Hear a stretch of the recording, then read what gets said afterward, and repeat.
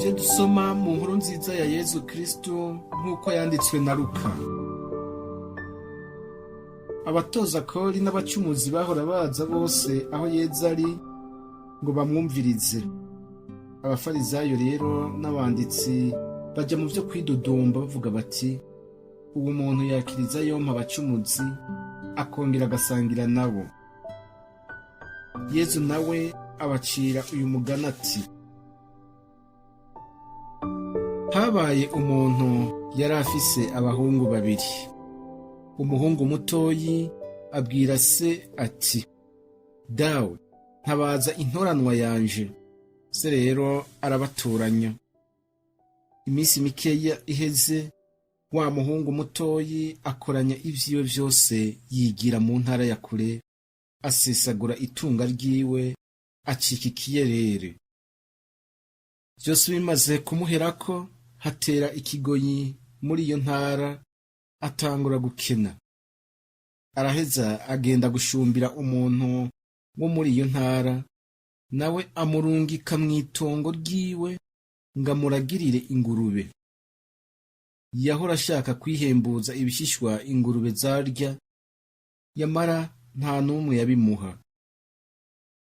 Niho rero yiyumvira ati, abashumba ba dawe barya uko bashaka, bangana iki nanje hano ndi kwicwa n'inzara?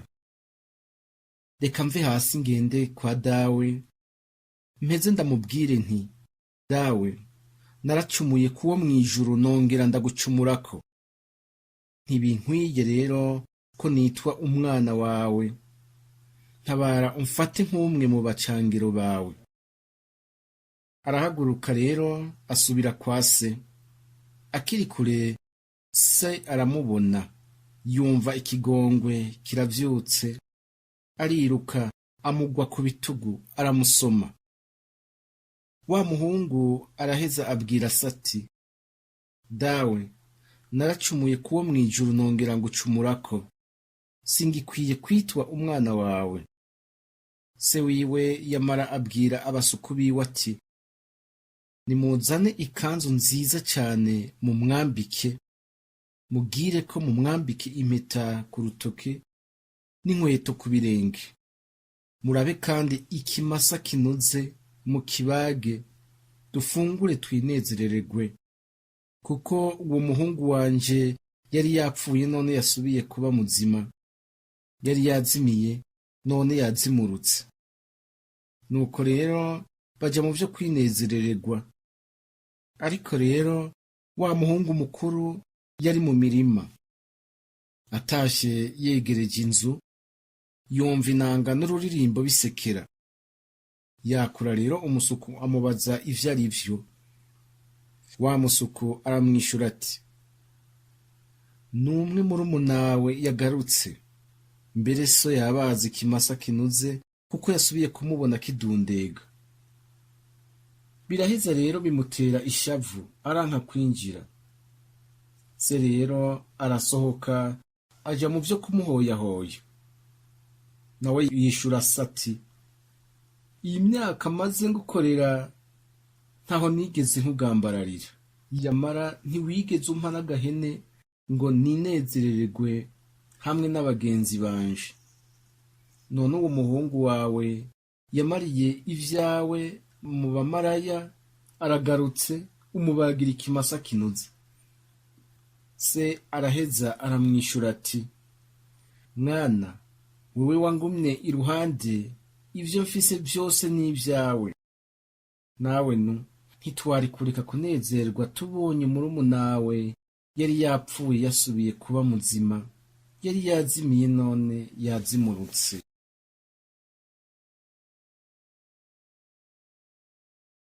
Iryo ni ijambo ry'Imana.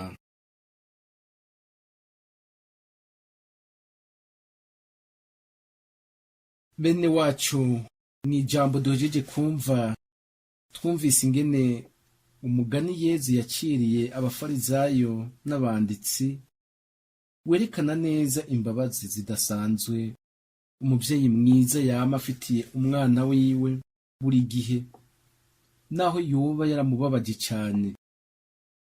Iyo mvugo ngereranyo Yezu yakoresheje yerekana inyifato umuvyeyi mwiza agira iyo abonye umwana wiwe ahevye inzira mbi, agaheba ubuhumbu maze akaza amugana.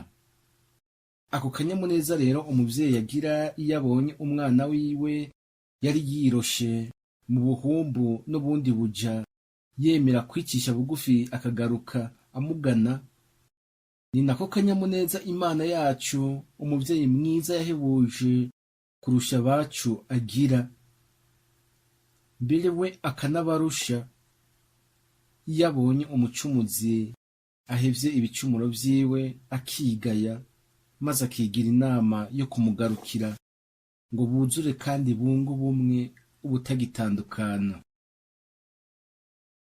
None rero bavukanyi, murumva ko dufise umuvyeyi mwiza atigera aduta canke ngo aduhebe ngo nuko twagiye kure yiwe kubera ibicumuro vyacu, ariko buri gihe agahora aturindiranye igishika.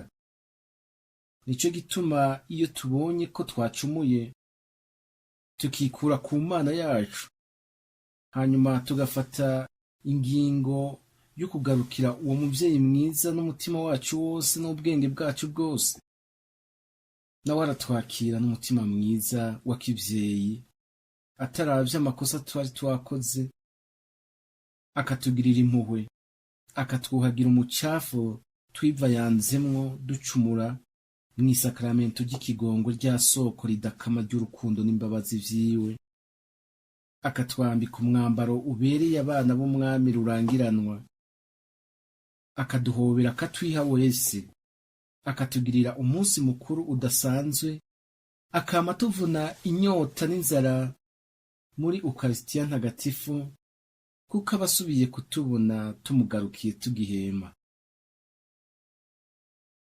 None rero ese umukama wacu yoturinda gukwega ibirenge canke kugira amakenga mu guhinduka bivuye ku mutima, tukagarukira Imana twese kuko ariyo buzima bwacu, nabo boba bibaza ko bakoze ibicumuro vy'umurengera, kuko atagicumuro na kimwe kinanira Imana guhanagura, kiretse iyo twebwe nyene tudadaje, tukanangira imitima yacu, tukankira rwose ijwi rya mutima mweranda, tukanka kwigaya no gusaba ikigongwe, tukaguma mu buja bw'icaha gushika gupfa. None iyo urya muhongo yigize ikiyerere, adadaza akanangira umutima, akanka guhindukira ngo agaruke kwa se, ntiyari gupfira muri buriya buja kandi agapfa nabi cane? Natwe rero twame twibuka ko iyo umuntu anangiye umutima, akadadaza, akanka guhindukirira Imana, nta kibuza apfira mu buja bubi bw'igicumuro, agaheza agapfapfana, kuko yikuye kuri nyine ubuzima n'isoko y'ivyiza vyose. Ntitwemere rero ko dupfira mu mucafu w'ivyaha, kandi dufise umuvyeyi mwiza aduhora hafi, aturindiranye igishika n'urukundo rwinshi ngo atwuhagire uwo mwanda. Ahubwo duhore twumva ijwi ryiwe riduhamagara, natwe tumugane, maze adukize ibicumuro kandi anatugabire. Nimuze rero bene wacu dusabiranire kwama tworohera Imana iminsi yose mu buzima bwacu, tumusabe aduhindure intore ziwe, natwe tumukundire vy'ukuri mu kuvavanura n'ico cose gishaka kudutandukanya nawe mu buzima bwacu bwa misi yose, haba imuhira aho tubaye canke ku kazi aho turangurira ubutumwa bwacu bwa buri munsi. Mukama wacu Yezu Kristo, wowe ukundana ukagira impuhwe zahebuje, dutabare udukize ububi gito bwacu bwose, maze twame duhurumbira ivyiza vy'ijuru waduhishuriye, mu kubana natwe, mu kubabara no mu kudupfira ku musaraba. Duhe kurangwa n'umutima w'ikigongwe kuri abo baba batubabaje. Uduhe guhora tukubera abasavyi b'umutima n'intore zawe zo kwizera ubu n'imyaka yose. Amen.